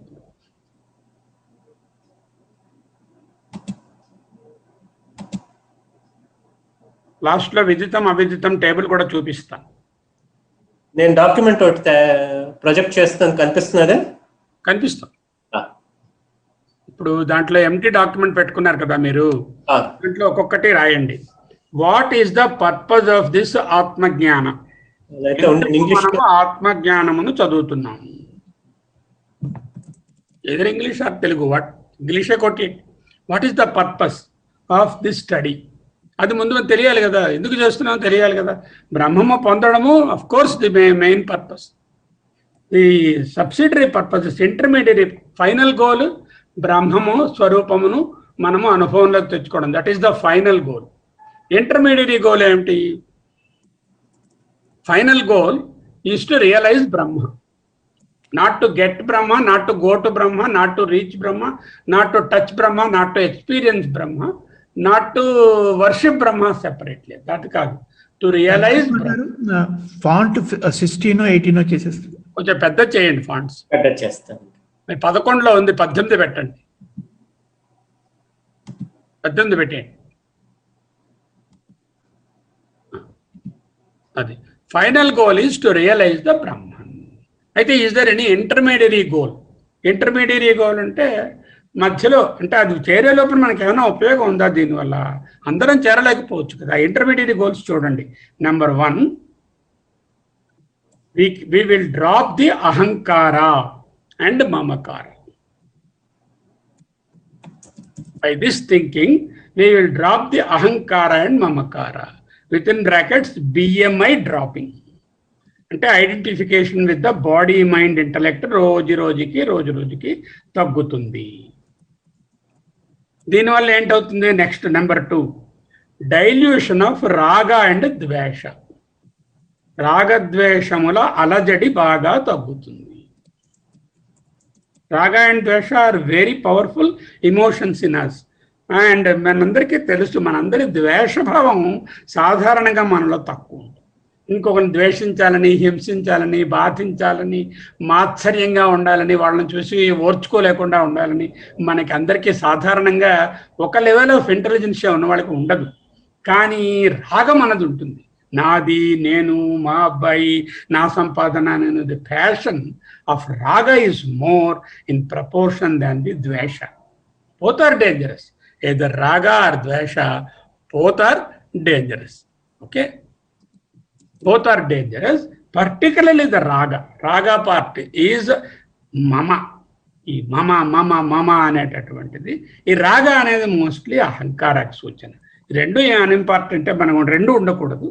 ఈ రాగద్వేషములో అలజడి తగ్గును. 3వది, ఇక రాగద్వేషములు అంటే ఎవరి మీద ఈ రాగద్వేషములు? ఆఫ్రికాలో, టాంజానియాలో ఎక్కడో ఉన్నటువంటి ఒక ట్రైబల్ మీద కాదు కదా, మన చుట్టుపక్కల వాళ్ళ మీద. మనకి ఎంతమంది ఉంటారండి? 20 ఫ్యామిలీలు, 25 ఫ్యామిలీలు, 30 ఫ్యామిలీలు, అంతే. ఇంతకుమించి మన తలక ఇంటరాక్షన్ ఏముంది?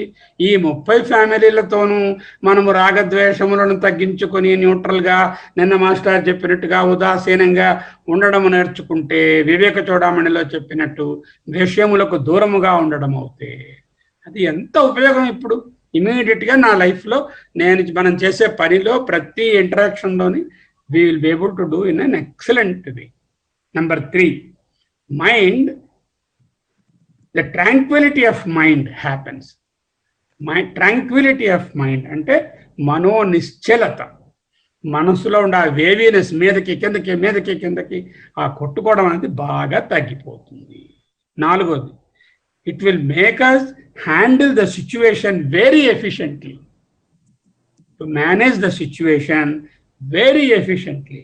ఎవరైనా ఏదైనా అనుకోండి కోపంగా మనం ఓహో అలాగా నవ్వుతుంది అన్న పొగిడారు అనుకోండి చాలా బాగా చెప్పారండి శర్మ గారు, థ్యాంక్ యూ, చాలా చెత్తగా చెప్పారు, థ్యాంక్ యూ. సో ఆ ఉదాసీనత రావడానికి ఇది చాలా ఉపయోగపడుతుంది. ఎబిలిటీ టు హ్యాండిల్ సిచ్యువేషన్స్ అన్నీ మన కంట్రోల్లో ఉండవు, రకరకములైనటువంటి ప్రాబ్లమ్స్లో ఉన్న సిచ్యువేషన్స్ వస్తాయి. బట్ అన్నిటినీ కూడా we only know that everything is temporary and we can easily get out to that. All we have to do is keep a neutral approach on that and handle it in a way it should be handled without getting entangled in the raga or dvesha or mamakara or ahankara. అహమేదం మమేదం అనే భావన లేకుండా చేయడము. ఇవి last ఏంటవుతుంది, you can become, you will be most liked by everyone. అందరికీ గొప్ప అత్యంత ప్రియుడైపోతారు. రవికుమార అలాంటి మనిషే లేడండి అంటారు. రవిప్రకాష్ గారా ఎంత బ్యాలెన్స్డ్గా ఉంటారు ఆయన. ఆయన అహంకారము లేదు, మమకారము లేదు, రాగము లేదు, ద్వేషము లేదు, ఏ సిచ్యువేషన్ చక్కగా హ్యాండిల్ చేస్తారు అనేటట్టు. దీనివల్ల ఏంటంటే మన ఈగోని పెంపొందించుకోవడం కాదు, అందరూ నన్ను లైక్ చేస్తున్నారంటే మళ్ళీ మన అహంకారం పెరగడానికి కాదు. This is an indirect benefit is that you are adored by the people, adored by the people. The ultimate thing is to realize the Brahman, but in the process ahankara mamakara body identification తగ్గుతూ వస్తుంది, రాగద్వేషముల ఉద్ధృత తగ్గుతుంది, tranquility of mind వస్తుంది.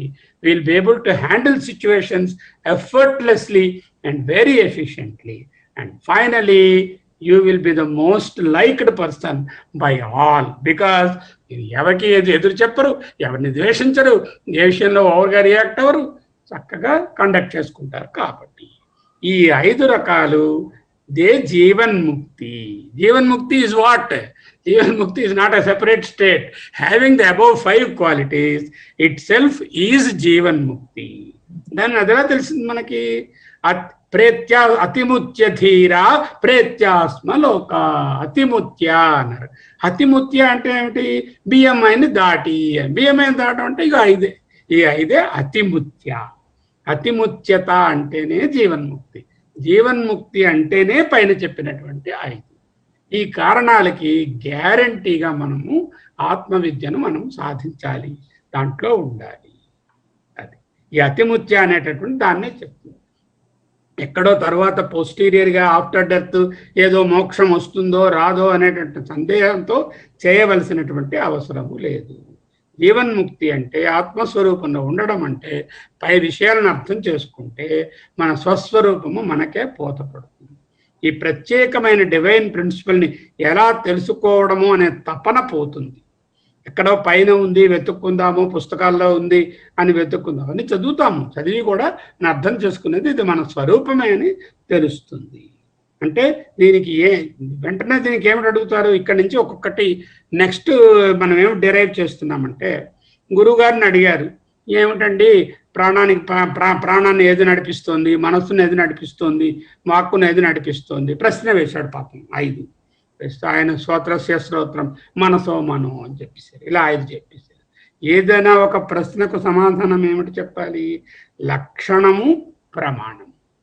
లక్షణము ప్రమాణం రాయండి. లక్షణ and ప్రమాణ. Suppose I wanted to say a cow, please find out and bring a cow here అన్నాం అనుకోండి. అంటే కౌ తాలూకా లక్షణాలు తెలియాలి. ఆ కౌను తెలుసుకునేటటువంటి ప్రమాణమైనటువంటి ఇంద్రియము అంటే ఈ కర్మేంద్రియాలు, కాళ్ళు చేతులు పనిచేయడము, తర్వాత దృష్టితో చూడడము, తెలియని వాళ్ళు ఉంటే అడిగి తెలుసుకోవడము ఎక్కడున్నది కౌ అని, ఇవన్నీ కూడా ఇవి ప్రమాణములు. వస్తు సిద్ధికి లక్షణ ప్రమాణాభ్యాం వస్తు సిద్ధి. లక్షణ ప్రమాణాభ్యాం వస్తు సిద్ధి. లక్షణ ప్రమాణాభ్యాం వస్తు సిద్ధి. ఏ వస్తువునైనా పట్టుకోవడానికి, పొందడానికి, సిద్ధింపజేసుకోవడానికి ఒకటి లక్షణములు తెలియాలి, రెండవది ప్రమాణము కావాలి. ఇంతకుముందు మీ ఎగ్జాంపుల్లో రవిప్రకాష్ గారు ఒక చైర్ తీసుకురండి అన్న అంటే చైర్ అంటే ఏంటో దాని లక్షణాలు ఆయనకి తెలియాలి, దానికి కావాల్సిన ప్రమాణమైనటువంటి ఇంద్రియ ప్రమాణములు ఆయన దగ్గర ఉండాలి. దానికి సరిపోయినటువంటి స్థూలభూతము కూడా సహకరించాలి.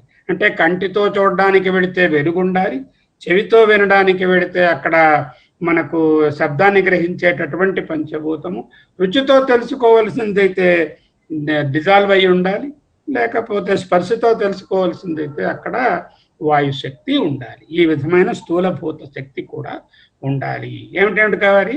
1 లక్షణ జ్ఞానము, 2 ప్రమాణ ఇంద్రియ శక్తి, 3 స్థూలభూత శక్తి. ఈ 3 కానీ ఉంటేనే అక్కడ వస్తువును పట్టుకోగలము. అయితే ఆత్మ వస్తువు కాదు కాబట్టి దీనికి లక్షణములు లేవు, దీనికి ప్రమాణము లేదు. అంచేత దీని లక్షణములు చెప్పండి.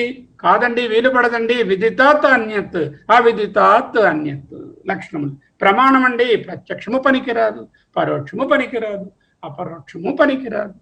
ఏమిటి మిగిలింది? సాక్షాత్ అపరోక్షం. లేకపోతే మా గురువులు చెప్పారు. శృతి ప్రమాణమే మీకు ఉండే ఒకే ప్రమాణం. దానినే శాబ్దము లేక శృతి ప్రమాణము, ఆప్తవాక్యము అని అంటారు. సరే, ఈ గురువు గారు చెప్పారు శ్రోత్రస్య శ్రోత్రం మనసో మనో అన్నారు. అంటే బయలుదేరిపోయాడు ఈ అబ్బాయి. వెతుకుదాం. కన్నుకు కన్ను అన్నారు కదా, కన్నుకు కన్ను ఎక్కడైనా ఉంటుందా? కన్నుకు కన్ను అనడంలో సుబ్బారావు గారి కొడుకు వెంకట్రావు గారు అంటే సుబ్బారావు గారికి కారణము వెంకట్రావు గారు. సుబ్బారావు గారి వలన వెంకట్రావు గారు బాగా పెద్దగా చేయబడి ఆయనని పెంచి పోషించారు వాళ్ళ నాన్నగారు. అంటే అర్థం ఏమిటి? సుబ్బారావు గారు వేరు, వెంకట్రావు గారు వేరు అని అర్థం. శ్రోత్రస్య శ్రోత్రం అన్నప్పుడు మొదటి శ్రోత్రస్య అనేది కన్నా రెండవది భిన్నమైనది అని తెలుసుకోవాలి. మొదటిది అనాత్మ అని, రెండవ శ్రోత్రం అనేది ఆత్మ అని తెలుసుకోవాలి. మనం ఏ ప్రమాణాలు ఉన్నాయి మన దగ్గర? ఏదైనా వస్తువు తెలుసుకోవాలంటే మనకున్న ప్రమాణాలు ఏమిటండి రవికుమార్? రాయండి. 5 కర్మేంద్రియములు, 5 జ్ఞానేంద్రియములు, 4 అంతఃకరణము, 5 sensory, 5 motor and 4 internal organs. To identify, we have only this pramana. ప్రపంచంలో ఉన్న దేన్నైనా పట్టుకోవాలంటే మనకు ఉన్నటువంటి శక్తులు ఇవే, మన దగ్గర ఉన్నటువంటివి. వీటిని ఉపయోగించి ఏదైనా ప్రమాణం సాధిస్తాం. ప్రమాణము అంటే సినిమాలో ఒకరికొకరు ప్రామిస్ చేసుకోవడం కాదు. Means of understanding, means of knowing. 4 అంతఃకరణములు ఆర్ ఇంటర్నల్ ఆర్గన్స్. మనస్సు, బుద్ధి, అహంకారము, చిత్తం. ఈ 14 ప్రమాణాలలో ఏదో ఒకటి పట్టుకొని మనము వెళ్ళాలి. వెళ్తే మనకు దొరుకుతుంది. అయితే బ్రహ్మము ఈ 14 ప్రమాణాలకి దొరకదు. ఎందుకంటే అది విదితాత్ అన్యము, అవిదితాత్ పరం. వేరు. అవిదితాత్ వేరు, విదితం కన్నా వేరు. అది హేయము కాదు, ఉపాదేయము కాదు. ఇప్పుడు ఆలోచించి చూడండి. మనస్సుతో పట్టుకోగలమా? పట్టుకోలేము. చక్షు వాటితో 5 జ్ఞానేంద్రియాలతో పట్టుకోగలమా? పట్టుకోలేము. ఎందుకు పట్టుకోలేము? అది ఓమ్ యాక్ట్ కాదు కనుక. ఓమ్ యాక్ట్ అయితే object, it cannot be objectified. పోనీ దాని నామరూప లక్షణాలైనా కేఫ్ ఎన్ఎఫ్ ఏమైనా తెలుసునా? అవి తెలియదు. There is no C A F E N F అన్నాం కదా. What is its class? జాతి లేదు. వాట్ ఈజ్ ఇట్స్ గుణము లేదు. What is its function? అది లేదు. What is its association? అది లేదు. What is its name? అది లేదు. What is its form? It not.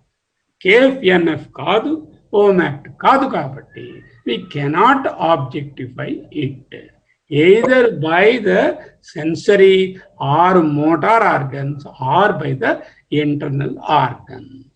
అప్పుడు ఏమిటైందంటే అయితే లేదండి అలా అందామా? పని బ్రహ్మము లేదు అనే కన్క్లూషన్కి వచ్చేద్దామా? బ్రహ్మము లేదు, ఎందుకంటే అది దొరకట్లేదు కదా. ఏ ఇంద్రియాలకి దొరకలేదు, మనస్సుకి దొరకలేదు, ఏ ప్రమాణానికి దొరకలేదు. ఏ ప్రమాణానికి ఎవనికి ఎప్పుడు ఎక్కడా కూడా దొరకలేదు. దగ్గర చెప్పారు కదా, ఎవనికి అంటే పర్సన్, ఎప్పుడు అంటే టైంలో, ఎక్కడ అంటే ప్లేస్లో, ఎక్కడ ఇది బ్రహ్మము అని ఎవరు పట్టుకొచ్చి చూపించలేకపోయారు. అయితే అది లేదని వద్దామా? అలా చెప్పేద్దామా? ఏమండి రవికుమార్, అలా చెప్పేద్దామా? ఈజీ అయిపోతుంది కదా. ఏమాత్రం వద్దు రవికుమార్, రవిప్రకాష్, అది లేదనేద్దామా? అనడానికి వద్దు. గురువులు ఎందుకంటే పుస్తకం ఓపెన్ చేస్తే చాలు, ఏ రకమైన ఉపనిషత్తు కానీ, ఏ ప్రామాణికమైనటువంటి గ్రంథము కానీ, భగవద్గీత కానీ ఏది ఓపెన్ చేసినా చెప్తున్నదంటే ఉంది ఉంది ఉంది ఉంది, లేదని ఒకచోట రాయలేదే. ఇంతమంది ఋషీశ్వరులు, ఇన్ని రకాలైన ప్రమాణాలు, ఇన్ని రకాలైనటువంటి 108 ఉపనిషత్తులు, బ్రహ్మసూత్రాలు, భగవద్గీత లేదనడానికి ఎక్కడ అవకాశం లేదో, ఉన్నదని అంటున్నారే. It is there. Okay, then what it must be. Now you tell me Raviprakash, Ravikumar, it is not objectifiable. మనకున్న ప్రమాణాలు పనిచేయలేదు, లేదు అని పోయి కన్క్లూడ్ చేద్దామంటే ఉన్నదని సూచనలు ఇంతలా చెప్తున్నాయి. అప్పుడు అది ఏమై ఉంటుంది? నేనే అయి ఉంటాను అంటే that becomes the subject by default. That is the knower. Knower అంటే నువ్వు, నేను, ఎవరైతే చూస్తున్నారో వారు. అంటే ఇక్కడ నోయర్ అనగానే ఇమ్మీడియట్ గా మనకి ఏంటవుతుంది? ఓ నేను శర్మ, MBBS, మరోటి, 2 కొడుకులు, ఇల్లు, లేకపోతే ఈ డబ్బు, ఈ ఆస్తి, ఈ క్వాలిఫికేషను, ఈ టెంపర్మెంట్స్, ఇది జ్ఞాపకం వస్తుంది. ఇది కాదు బాబు అని చెప్తున్నారు. ఆ నేను ఈ నేను కాదు, నువ్వు అనుకుంటున్నటువంటి నేను BMI నేను. BMI నేను అనాత్మ విషయము, అది ఆబ్జెక్టిఫైబుల్. ఆబ్జెక్ట్ కాదని చెప్తున్నాను కదా, మళ్ళీ ఆబ్జెక్ట్లోకి ఎందుకు పోతున్నావు? నీ శరీరము నీకు తెలుసు, నీ మనసు నీకు తెలుసు, నీ తలక ఇంద్రియాల పరిచర్యలు అన్నీ నీకు తెలుసు. అటువంటిప్పుడు ఆ విదితానికి ఆత్మ కాదు అని చెప్పినప్పుడు ఎలా మళ్ళీ నువ్వు BMI అనుకుంటున్నావు? అంటే BMI అనేటటువంటి ఐ కాదు నాయన, నేనే అవుతావు అనేటటువంటిది మనము డెరైవ్ చేశాము. దాన్నే భగవత్పాదులు ఆత్మ బ్రహ్మ ఇతి అంటూ దాని తలక పిండితార్థాన్ని అక్కడ సాధించారు. అందువల్ల వచ్చింది విదితాత్ అన్యత్ అథో మోరోవర్ అవిదితాత్ అధి. అధి అంటే ఉపరి, అంటే పైన, పైన అంటే వేరే. సర్కిల్ ఉంది, సర్కిల్కి పైన అంటే బయట, వేరే అని అర్థం. There is a bird on the tree అని అనుకోండి. ఆన్ అంటే పైన, అంటే ఆ బర్డ్ వేరే, ట్రీ వేరే అని చెప్పడానికి అక్కడ ఆన్ అని వాడారు. అంతే తప్ప పైన అంటే ఏదో లెవెల్స్ ఉంటాయని, మనం అందరము ఓ లెవెల్లో ఉన్నాం, బ్రహ్మము మనకన్నా పై లెవెల్లో ఉంటుందని, అంటే లోకములు అంటే ఎక్కడ ఉంటాయని ఊహించవద్దు అంటూ ఉపనిషత్తు మళ్ళీ మళ్ళీ చెప్తుంది. సో ఏమిటంటే final lesson. So it is not a big trip. ఒక తీర్థయాత్ర వేసుకుని మనందరం ఒక పెద్ద వ్యాన్ మాట్లాడేసుకుని అందులో కూర్చొని బ్రహ్మ దర్శనం అని వెళ్ళిపోయి బ్రహ్మను పట్టేసుకుందామని అధ్యయన భారతి మొత్తం వెళ్ళిపోవడానికి వీలు పడదు. It is not in future time. అంటే ఎప్పుడో 5 ఏళ్ళు కష్టపడి మనం అధ్యయన భారతిలో నేర్చుకుంటే 5 ఏళ్ళ తర్వాత గ్యారంటీగా బ్రహ్మం మనకు కనిపిస్తుంది, అది గ్యారంటీ లేదు. లేకపోతే ప్రయత్య అంటే ఇది అయిపోయిన తర్వాత ఏదో ఈ సెటప్ అంతా క్లోజ్ చేసేసుకొని, అకౌంట్ క్లోజ్ చేసుకుని ఇక్కడి నుంచి బాడీ వెళ్ళిపోయిన తర్వాత పోస్టీరియర్గా, పోస్టమస్గా ఏదో మనం ఎక్స్పీరియన్స్ చేస్తామనడానికి లేదు. It is not by as a person. So Brahmam cannot be experienced as a person or in a place or in a time, either present or future. 3 వచ్చాయి. So it is not a big journey or trip. The not becoming, not going, not begetting, not buying, not securing, not procuring, not experiencing. By experiencing also is a function of the mind and buddhi, but just being. That is called the Sat. Uniki, Unnada, Unnada, Unnadi, Unnadi. And the Upanishad, the reality is existence absolute. It is existence absolute. And it is Chit absolute. That is Sat Chit. Edaithe undo ade Brahman. How do I claim that? Elagandi claim cheyadam danni? Just negate the BMI, which is the most difficult thing. Negate your BMI, you are Brahman. If you negate the BMI, you are Brahman. You are the Tat Chitan. You means me, me means he, everybody, everything. So what is the first conclusion?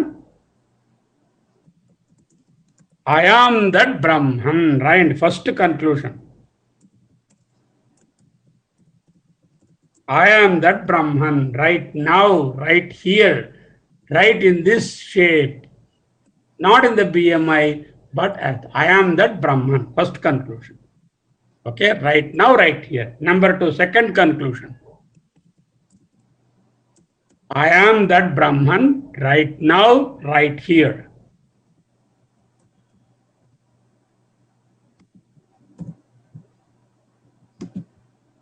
And the third conclusion, I am that Brahman right now, right here.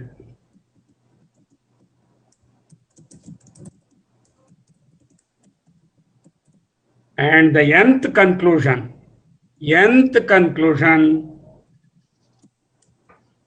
I am that Brahman right now, right here.